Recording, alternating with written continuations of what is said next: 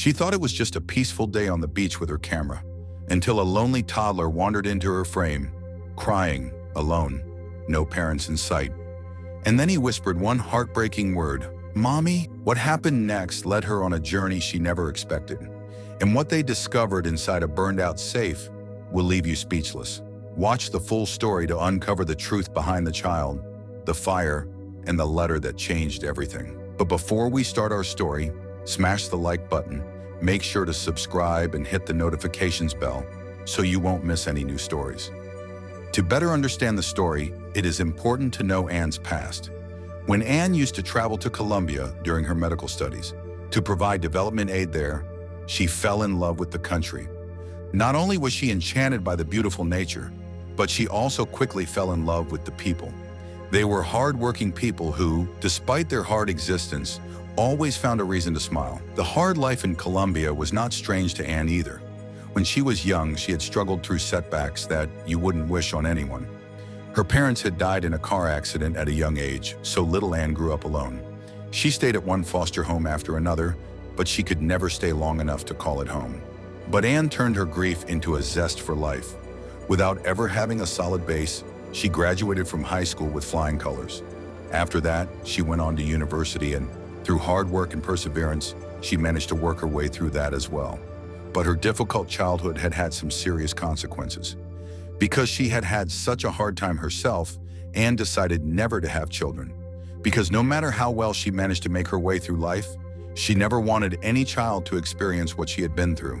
Anne also consciously kept love at bay. After all, if she had no one to love, she wouldn't be able to lose anyone. The fear of loss was like a red thread running through her life. But when she left for her beloved Colombia at the age of 34, this suddenly changed.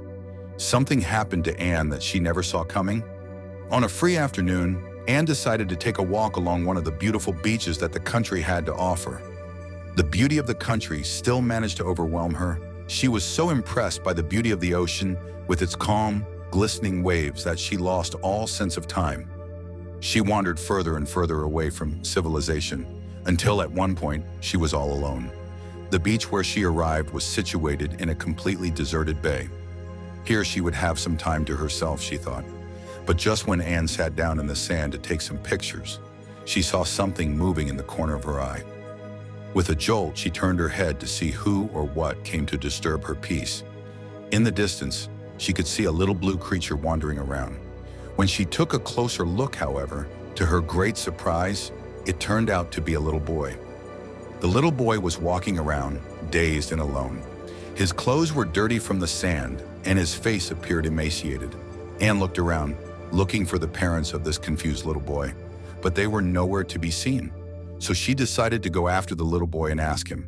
However, when the boy saw her, he immediately flew into her arms, crying. Anne realized that something was very wrong here. She asked the little boy what his name was and where his parents were, but she couldn't make sense of his words. "Mommy," was the word he kept repeating. Anne therefore decided to wrap the little boy in her sweater and take him back to civilization. Here she would take him to a police station to find his parents. Once she arrived at the police station, the little boy had fallen asleep in her arms. Anne carefully woke him up and told him that the nice policeman would find his parents for him. At that moment, the little boy started crying so loudly that Anne herself felt tears welling up in her eyes. This little boy had experienced something terrible. She knew that for sure. She suddenly remembered her own childhood when she was told that her parents had been in a car crash. She had been inconsolable. No one in the whole world could fix this. The little boy, however, slowly but surely allowed himself to be comforted. Anne rocked his little body back and forth in her arms until he calmed down. She even managed to convince him of the need to talk to the policeman. Together, they followed the policeman. He took them to a quiet room with some toys and told the little boy that he could play with them.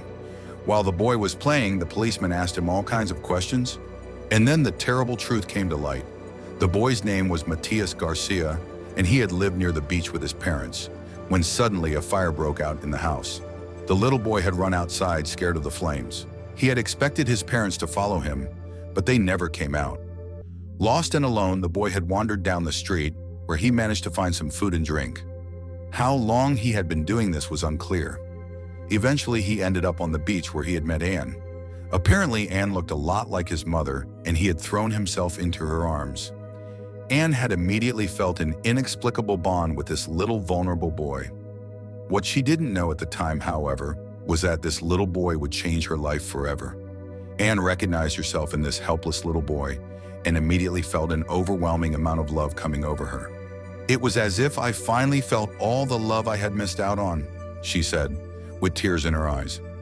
Because Matthias had no family left to take care of him, Anne decided to adopt him. She took him back to the United States, where she spent her own childhood. Here she bought a cozy little house with a large garden in which Matthias could run around and play. They two enjoyed every day they had together.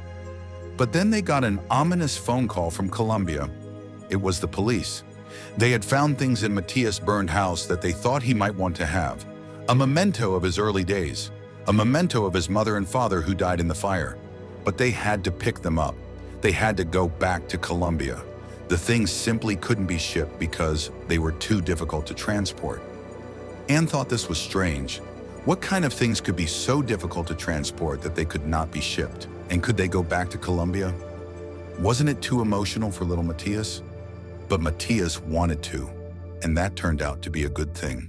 Anne was very reluctant to go to Colombia with her little boy. She was afraid of the sorrow he would suffer, visiting his old house and neighborhood again. However, she knew that she could not take this away from him. Matthias wanted to go back, and Anne had to accept that. After all, it could also help him to come to terms with his great loss. By picking up the belongings, he would be able to get some closure. Once in Colombia, however, that was not the case, because the stuff that was found in the burned house left them shocked and confused. First, they saw a black chain. It was the necklace his mother had always worn. Hospital staff had taken the necklace off his mother's body so they could give it to Matthias. Matthias held the necklace and tried to wipe away the dirt with his nails. Immediately, tears welled up in his eyes. "Mama," he said again. Anne's heart broke in two at the sight of the sad little boy. She herself fought against the tears while the police pulled out the next object.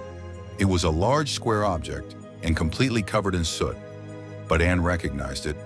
The safe was heavy, and that was why Anne and Matthias had to come all the way back to Colombia. The safe was still locked, but they got it opened by a specialist right on the spot. It took a long time before the burnt safe opened up, but then they suddenly heard a click. Success! The safe opened bit by bit, and every inch a loud squeaking sound was heard. But in the end, the safe was open and the contents could be seen. Would there be money in it? Would there be valuable memories in it? Or would it just be a waste of time? When the door was completely open, everyone's jaw dropped in amazement.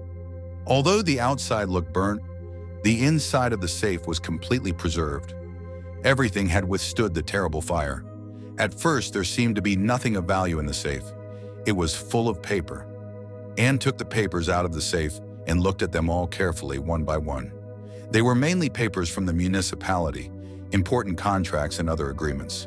Nothing of emotional value to Matthias. But then her eye fell on an envelope. The envelope looked old, but the letters on the front were easy to read. Anne grabbed the envelope with trembling hands and started to open it. It was a letter addressed to Matthias. With a shaky voice, she read the letter. "Dear Matthias," she began, "when you read this letter, both of us will be gone. We don't know how old you are by the time you're reading this, but we hope you're very old. We want to be with you for as long as possible and see you grow up into a wonderful man. We are so very proud of you. When you were born, we both knew that you would be the greatest happiness in our lives, and we hope to be the parents you deserve. You're a strong boy, and you have a lot of willpower. So follow your instincts and you'll have a wonderful life. Love, your parents." For a long time, everyone stayed quiet. But then suddenly something occurred to Anne. The letter must have been written when Matthias was just born. It should have been in the safe until both parents died, and Matthias would inherit the safe. The parents had no idea that the letter would be read much sooner than they had ever imagined. The tragic fire in the house forced their strong little boy to stand on his own two legs much sooner than they had hoped. Matthias listened to Anne while she read the letter, but he did not yet fully understand the message. He was far too young. He would understand when he got older. His life changed drastically, shaped by the events he had experienced during his childhood. With a lot of love and devotion from his adoptive mother, The once lost and unhappy little boy managed to blossom into a cheerful young man with a golden future ahead of him. He achieved good results at school, had many friends and girlfriends, and participated in various sports. He passed high school with flying colors, just like his mother once did. He gave his adoptive mother, as well as his biological parents, every reason to be proud of him. But it was not only Matthias whose life was looking up. Anne also found happiness again, and, thanks to Matthias, she learned the meaning of true, unconditional love.